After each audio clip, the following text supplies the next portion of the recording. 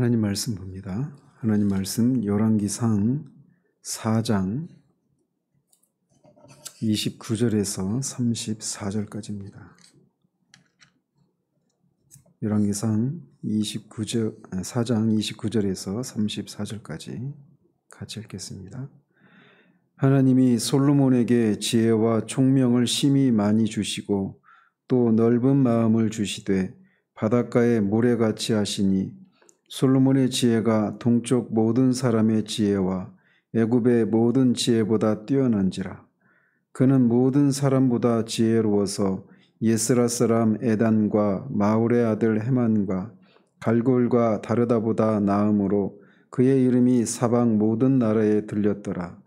그가 잠언 3000가지를 말하였고 그의 노래는 1005편이며 그가 또 초목에 대하여 말하되 레바논의 백향무로부터 담에 나는 우술초까지 하고 그가 또 짐승과 새와 기어다니는 것과 물고기에 대하여 말한지라. 사람들이 솔로몬의 지혜를 들으러 왔으니 이는 그의 지혜의 소문을 들은 천하 모든 왕들이 보낸 자들이더라. 아멘.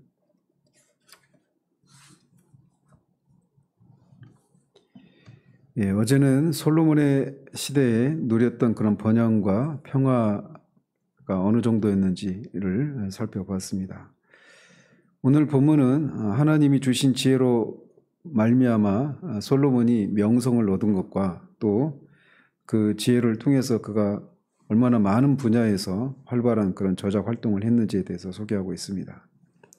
이것을 통해서 우리가 알 수 있는 것은 하나님이 기브온에서 솔로몬에게 약속하신 그 하나님의 약속이 성취된 그런 모습을 우리가 볼 수 있습니다. 29절은 하나님이 솔로몬에게 지혜와 총명을 심히 많이 주셨다라고 소개를 합니다. 지혜는 여호와를 경외함으로부터 나오는 것입니다. 그래서 하나님을 경외하는 자는 주님으로부터 지혜를 얻고 하나님의 관점으로 사물을 볼 수 있는 그런 능력을 얻게 됩니다. 솔로몬이 바로 그것을 가졌다라고 얘기를 하는 겁니다. 그래서 그런 지혜는 영적이고 도덕적인 일에 있어서 분별력을 발휘를 합니다. 그래서 무엇이 유익하고 무엇이 해로운지에 대해서 식별을 할 수 있는 그런 능력을 가져다 주는 겁니다. 그래서 성경에서 말하는 이 지혜는 다른 사람과의 관계 속에서 지혜롭게 행하는 그런 측면에서만이 아니라 근본적으로는 하나님과 바른 관계를 유지하게 하는 그런 것입니다.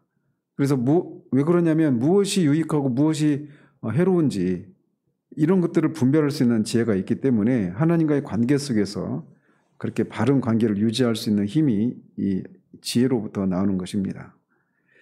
또 솔로몬은 하나님부터 총명을 받았다 이렇게 말하는데 이 총명이라고 하는 건 영어로 인사이트입니다. 그래서 어떤 어렵고 복잡한 현실의 문제를 또는 어떤 현상들을 보면서 그것의 본질이 무엇인가를 딱 그렇게 한 칼에 딱 분별할 수 있는 그런 통찰력, 이거를 하나님이 주셨다라고 말을 하고 있습니다. 따라서 이 총명도 인간적인 측면에서의 분별력이 아니라 하나님과의 온전한 관계를 통해서 얻어지는 이 지혜의 결과로부터 파생되는 그런 분별력, 능력이라고 할 수가 있습니다. 또 그는 바다의 모래와 같이 넓은 마음도 받았다라고 말을 하는데 여기서 말하는 마음은 영어로 하면 understanding입니다. 그러니까 이해력 이렇게 볼 수가 있어요. 우리가 말하는 어떤 마음 이런 그렇게 번역을 했지만 이게 사고와 지성과 관련된 그런 용어입니다. 그래서 그런 이해력을 가졌는데 바다의 모래같이 그렇게 넓은 이해력을 가졌다. 이 얘기는 그가 이 다양한 분야에서 해박한 그런 지식을 가졌다라고 하는 것을 말해주는 것입니다. 그래서 이제 뒤에 32절에서 34절에서 우리가 그것을 이제 볼 수가 있습니다. 그러면서 그의 지혜는 동쪽의 모든 사람의 지혜보다 뛰어났다라고 말을 하는데 이 동쪽은 이스라엘을 기준으로 할 때 동쪽입니다. 그래서 이 팔레스타인 동쪽이니까 멀리는 아라비아까지 해당되어 있고 가까이는 그 옆에 있는 스바, 에돔, 레만, 갈대아 사람들 이런 사람들을 가리킵니다. 근데 이 지역은 어떤 곳이냐? 고대 문명의 발상지예요. 그래서 동쪽이라고 할 때는 고대 문명의 발상지인 메소포타미아 이 문명 있지 않습니까? 거기를 주로 가리킨다라고 할 수가 있습니다. 그래서 그 고대 문명의 발상지인 이 동쪽에 있는 모든 사람의 지혜보다 뛰어났다 이렇게 말을 하고 있는데, 이 동쪽에 있는 이 고대 문명의 발상지에 있는 그 지역에서는 그 신화적인 내용을 담고 있는 그런 문학 체계뿐만 아니라 많은 지혜 문서들, 그리고 천문학과 점성학 이런 것들이 이렇게 발달했던 그런 지역인데, 그런 지역의 사람들보다 뛰어났다라고 말해서 솔로몬이 이런 분야에서 문학과 또는 어떤 그 천문학과 점성학과 또는 지혜서와 관련된 이런 부분에 있어서 그들보다 뛰어났다라고 말을 하고 있는 겁니다. 그리고 솔로몬의 지혜는 애굽의 모든 지혜보다 뛰어났다라고 말하는데, 이 당시 애굽은 이스라엘 입장에서 보면 초강대국이었습니다. 오늘날 뭐 미국을 바라보는 그런 정도의 시각입니다. 근데 그래서 그 애굽의 그 지혜는 널리 칭송을 받을 만큼 높이 평가되었습니다. 근데 당시 애굽 사람들은 기하학, 우리가 그 피라미드를 보면서도 알 수 있잖아요. 기하학이나 수리학, 천문학, 점성학, 건축학, 토목학, 의학, 그리고 기타 자연과학 이런 부분에 있어서 광범위한 지식을 가진 사람들이었어요. 근데 그런 사람들보다 솔로몬의 지혜가 뛰어났다라고 말을 합니다. 그러니까 솔로몬의 지혜가 얼마나 전방위적으로 얼마나 그런 많은 부분에서 하나님이 주신 지혜로 그런 해박한 지식을 가지고 있었는가를 알 수가 있는 것입니다. 또 이어서 그는 모든 사람보다 지혜로워서 예스라 사람 예단과 마홀의 아들 헤만과 갈굴과 다르다보다 나음으로 그의 이름이 사방 모든 나라에 들렸다라고 말을 합니다. 여기서 말하는 이 네 사람은 예스라 사람 예단은 시편 89편을 기록한 저자이고, 마홀의 아들 헤만은 시편 88편을 기록한 저자입니다. 따라서 이 사람들은 주로 이제 문학, 예술 이런 것과 관련된 사람입니다. 그러니까 시편을 찬송하면 대부분 그거를 또 그 악기로 연주하기까지 하지 않습니까? 다윗도 여러 시편을 지었고 그거를 그 연주할 수 있는 그런 음악가이기도 했지 않습니까? 솔로몬도 이 헤만과 이 에단 이 사람들도 그런 사람들이었다라고 말을 하고 있어요. 그러면서 이 갈굴과 다르다를 언급하는데 이 두 사람은 누구인지 우리가 알 수가 없습니다. 다만 이런 문학과 예술과 관련된 에단과 헤만과 함께 이 두 사람의 이름을 언급하고 있는 것을 봐서 이 두 사람도 이런 문학과 예술 분야에 뛰어난 그런 실력자였던 것으로 우리가 추정을 해볼 수는 있습니다. 그런데 바로 이렇게 이 당대 문화 예술 방면에서 그런 뛰어난 그런 사람들보다 솔로몬의 지혜가 뛰어났다 이렇게 말을 하고 있어서 솔로몬이 이렇게 문화와 예술 쪽에서도 엄청난 그런 지혜를 가진 사람이다라고 하는 것을 알 수가 있는 겁니다. 한번 동쪽에 있는 사람들 그리고 애굽에 있는 사람들이 어떤 분야에서 그런 뛰어난 그런 지식과 지혜를 가진 사람이었는가를 생각해보고, 여기다 또 음악에 있어서도 이런 소질을 가지고 있었다라고 말하고 있어요. 그러면서 32절과 34절은 솔로몬의 탁월한 지혜를 드러내기 위해서 그의 저작물들을 신뢰를 들고 있습니다. 그는 먼저 잠언 3000가지를 말했다라고 말합니다. 잠언은 금언, 격언 이렇게 말할 수 있는 거예요. 그래서 어떤 사문의 본질, 어떤 사건들을 이렇게 분별을 하고 그거를 짧은 경구를 통해서 짧게 얘기하는 거죠. 그러니까 그런 말을 지어낼 수 있으려면 그가 어떤 사안의 본질을 꿰뚫는 그런 통찰력이 없고서는 그런 금언이나 격언을 만들 수가 없는 겁니다. 그런데 그런 거를 무려 3000가지를 지은 겁니다. 사실 우리의 인생을 살아가면서 한번 생각해 보십시오. 우리가 어떤 것을 보면서 남들이 지어내지 않았던 어떤 사물들을 바라보는 그런 관점을 한 가지라도 우리가 어떤 금언과 격언을 만들어낸다라면 자자손손 그것이 다른 사람에게 인용되고 그렇게 하지 않겠습니까? 그래서 우리가 유명한 사람들의 그런 금언들, 격언들을 이렇게 외우는 것도 이제 그런 데서 나오는 건데, 솔로몬은 무려 3000가지를 지은 겁니다. 이거 어마어마한 것이죠. 그런데 그가 지은 잠언이 모두 전해지지를 않고 우리가 그 잠언에 구약에 있는 구약성경 그 잠언은 773절만 이렇게 전해지고 있습니다. 아마 그 후대에 전해지는 과정 속에서 그가 지은 잠언이 이렇게 소실되거나 편집 과정에서 이렇게 더 중요한 것들만 이렇게 추렸던 것으로 추측이 되어집니다. 또 그는 노래 1005편을 지었습니다. 여기서 노래로 번역한 단어는 종교적인 노래만 가리키는 것이 아니라 비종교적인 노래도 가리킵니다. 그래서 그는 영적인 찬양과 비종교적인 그런 노래까지 모두 포함해서 1005편을 지었다 이렇게 말을 하고 있는 겁니다. 그래서 솔로몬은 하나님께서 그에게 베푸신 은혜에 대한 감사의 찬양도 짓고 또 하나님이 창조하신 그런 자연 만물과 인생을 바라보면서 그런 것을 어떤 노래로 지었는데 그게 모두 1005편이라고 말을 합니다.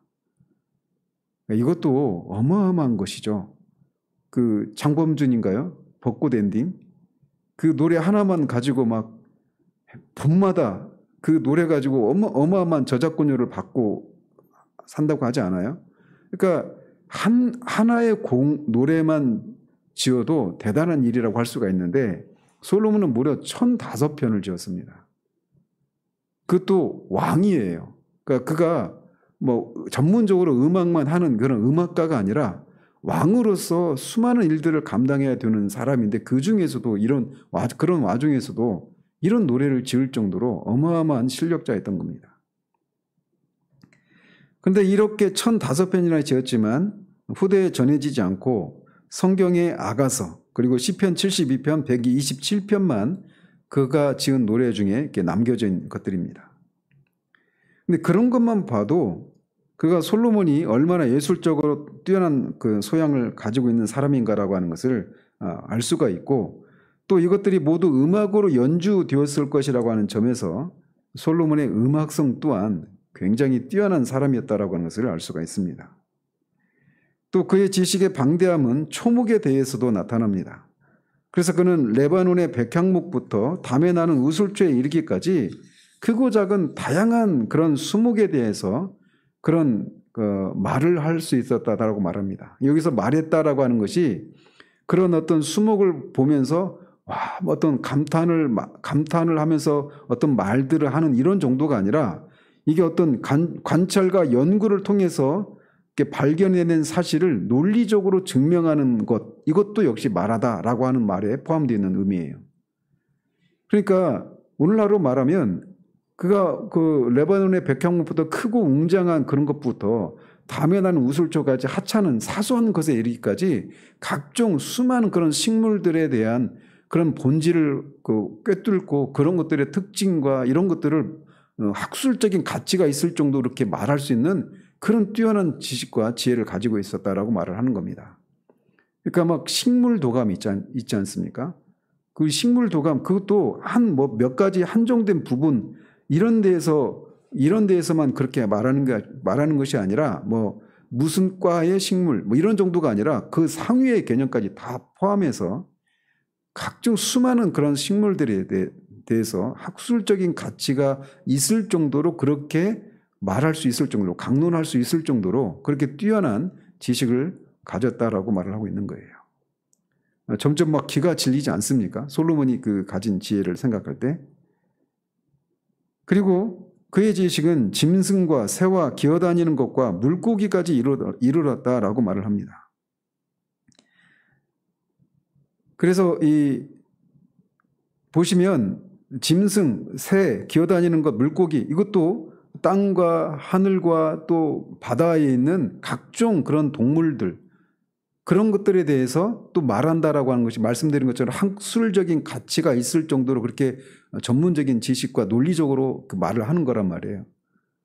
그러니까 그가 미치지 않는 영역은 하나도 없습니다.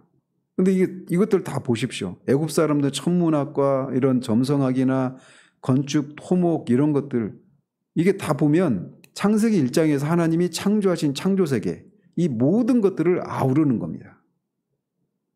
첫째 날과 이 둘째 날, 그 셋째 날부터 셋째 날 식물이 생겨나지 않습니까? 그리고 넷째 날 이 해달 별들이 생겨나고, 그 다음에 다섯째 날 그런 짐승과 이런 것들이 생겨나고, 또 이제 여섯째 날은 인간에 대한 그런 창조까지 이루어지는데, 솔로몬의 지식이 이렇게 하나님이 창조하신 창조세계 모든 전방위적으로 그런 것들을 학술적인 가치가 있을 정도로 논할 정도로 이렇게 해박한 지식을 그가 가지고 있었다라고 말하고 있어요. 그러면서 그런 사실들만 열거하고 전문적인 지식을 가지고 있었을 뿐만 아니라 그런 것들의 어떤 사안들, 사물들의 본질을 꿰뚫고 통찰할 수 있는 그런 인사이트를 가지고 있었고, 또 그런 것들을 통해서 어떤 지혜를 소유한, 그래서 그런 것들을 3,000개의 잠언으로 이렇게 표현할 수 있을 정도로 어마어마한 그런 지혜의 소유자였던 겁니다. 그러다 보니까 이 솔로몬의 지혜를 들으려고 많은 사람들이 왔다라고 말합니다. 근데 그 사람들은 어떤 사람들이냐? 이 솔로몬에 대한 이 지혜에 대한 소문을 듣고 천하의 왕들이 솔로몬을 찾아온 겁니다. 스바의 여왕처럼. 그리고 나서 그 사람들이 자신의 나라에 돌아가 가지고 그 나라의 지혜자들에게 솔로몬에게 가서 배우라고 그렇게 해서 온 사람들을 가리키는 겁니다. 그래서 이 오늘날의 용어로 이렇게 환원해서 솔로몬을 말한다면 그가 미치지 않은 영역이 하나도 없어요. 뭐 철학부터 해서 인문학, 문학, 뭐 자연과학자, 토목, 건설, 음악, 예술, 뭐 전방위적으로 그 모든 영역에서 학술적인 그런 가치가 있을 정도로 전문적인 지식과 논리적인 그런 어떤 그 지식을 갖춘 그런 사람이었단 말이죠. 그러니까 이게 그래서 솔로몬 이전에도 없고 이후에도 없는 그런 지혜를 주셨다라고 성경이 말을 하고 있는 겁니다. 그러니까 어마어마하죠. 그리고 이런 것을 통해서 우리가 이제 몇 가지를 볼 수가 있는데, 이렇게 솔로몬에게 주어진 지혜와 총명과 지식이 종교적인 영역에 국한된 것이 아니라 하나님의 창조세계 전반에 아울러서 그런 것들을 분별하고 통찰하고 그런 특징들을 발견해내고 하는 이런 것으로 나타났다는 겁니다. 이것은 우리가 지금 주일 오후 예배 때 계속 살펴보고 있는 것처럼 물질 세계는 악하고 영적인 세계만 가치가 있고 존귀하다고 하는 이 성속 이원론이 얼마나 철저하게 잘못된 것인가라고 하는 것을 여기서도 볼 수가 있는 겁니다. 그래서 우리는 이 하나님이 창조하신 그 모든 창조 세계에 하나님이 숨겨놓으신 그런 보화를 발견하기 위해서 그런 것들을 경작하고 개발해야 될 그런 문화 명령을 우리가 감당해야 된다라고 하는 것을 이 솔로몬의 사례를 통해서도 우리가 볼 수가 있는 것이죠.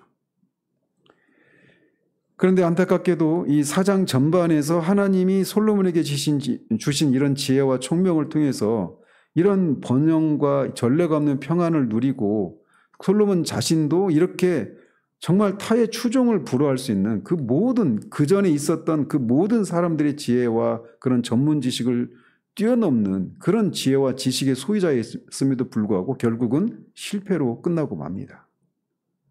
그러면서 이 솔로몬의 지혜가 얼마나 뛰어났는가, 그 앞에서 우리가 그냥 기가 질리고 도무지 우리는 따라잡을 수가 없는 이런 것으로 그쳐서는 안 된다라고 하는 걸 기억해야 됩니다. 이 솔로몬보다 지혜와 이런 것에서 뛰어난 사람은 아무도 없습니다. 그런데 우리 주님이 이렇게 말씀하셔요. 여자가 난 자들 중에 세례 요한보다 큰 자가 없다라고 말을 합니다.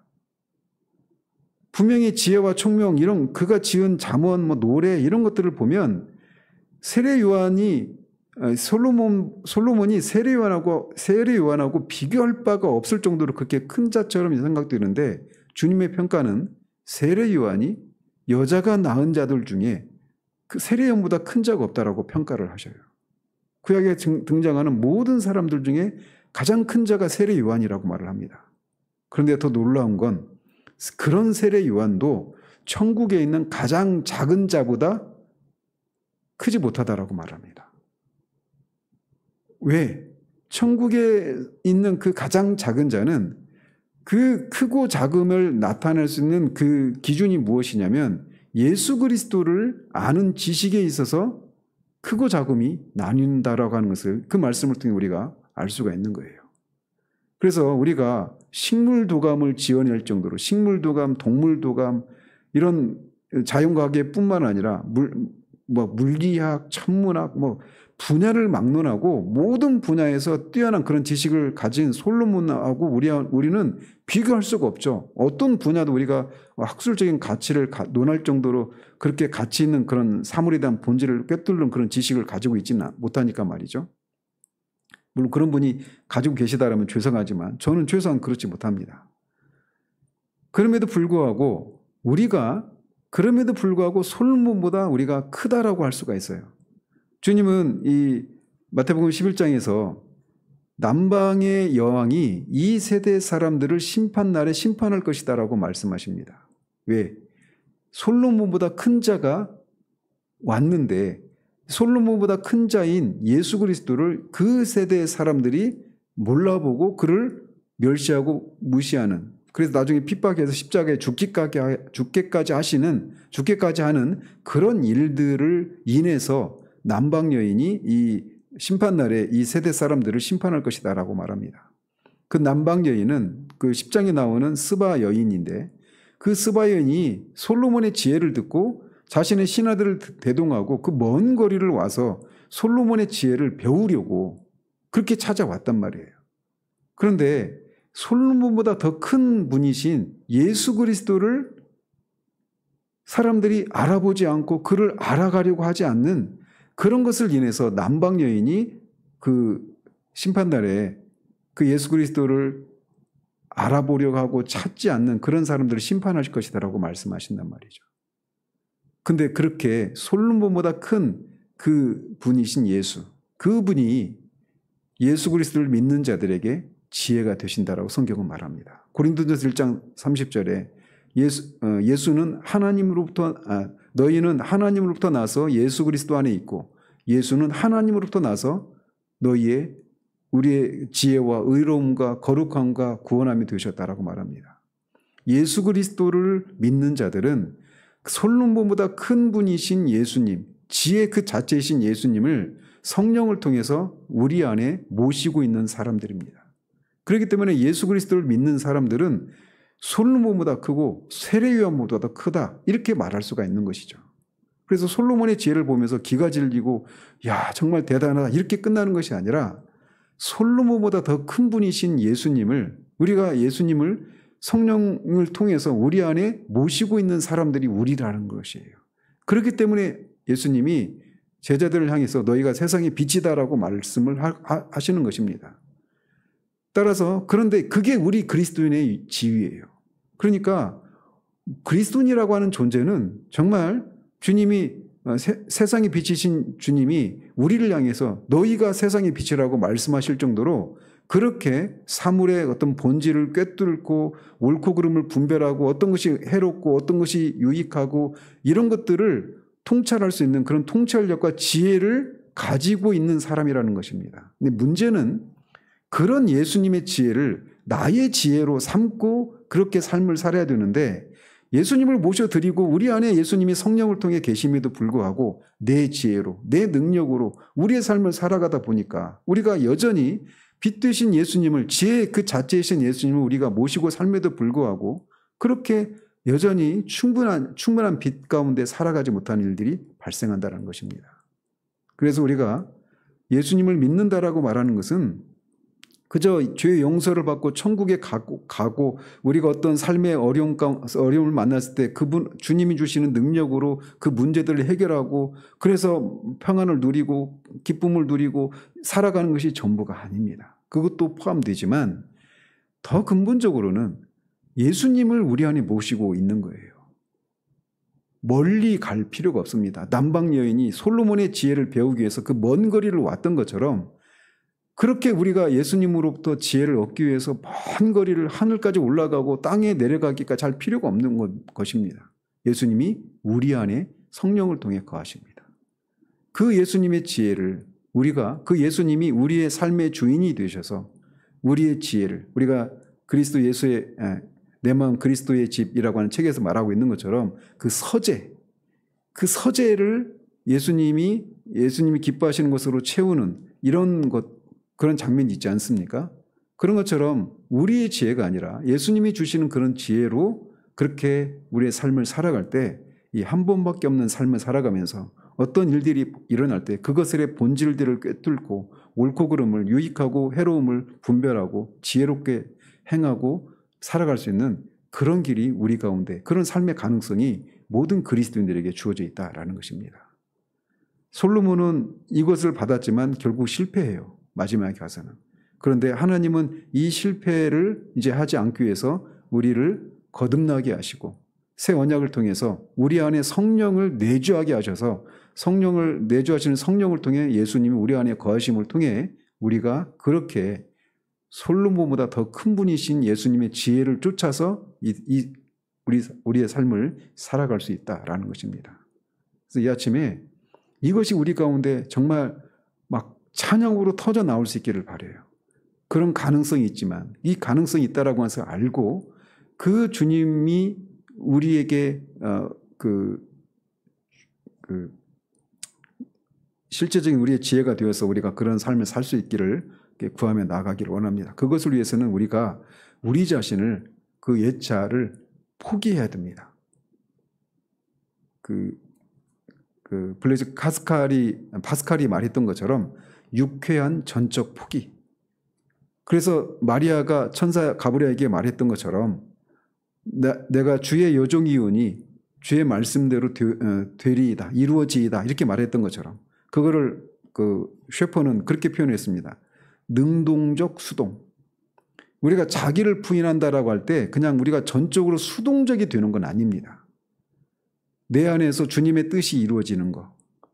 그것을 위해서 우리가 셰퍼가 능동적 수동이라고 표현했던 그런 자세. 날마다 우리를 부인하고 내 안에서 주님이 우리를 통해 주님의 삶을 사시는 이 삶을 우리가 살아낼 때 정말 우리가 이 말할 수 없는 그런 지혜와 통찰력을 가지고 우리 앞에 펼쳐지는 그 모든 삶 앞에서 우리가 거기에서 압도되지 않고 그런 속에서도 어떤 삶의 상황 가운데서 그런 것들을 헤쳐나갈 수 있는 그런 삶을 살아갈 수 있는 겁니다. 그 일을 하나님이 예수 그리스도를 통해서 우리에게 해 놓으셨습니다.